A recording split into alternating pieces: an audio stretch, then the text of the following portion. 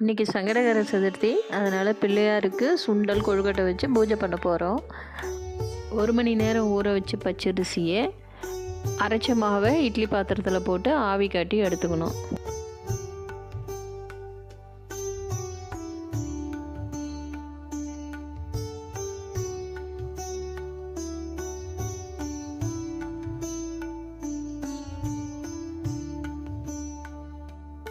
கொஞ்சம் சிறுபருப்பு தேங்காய் வாணலியில் வறுத்து மாவோடு கலந்துக்கணும்.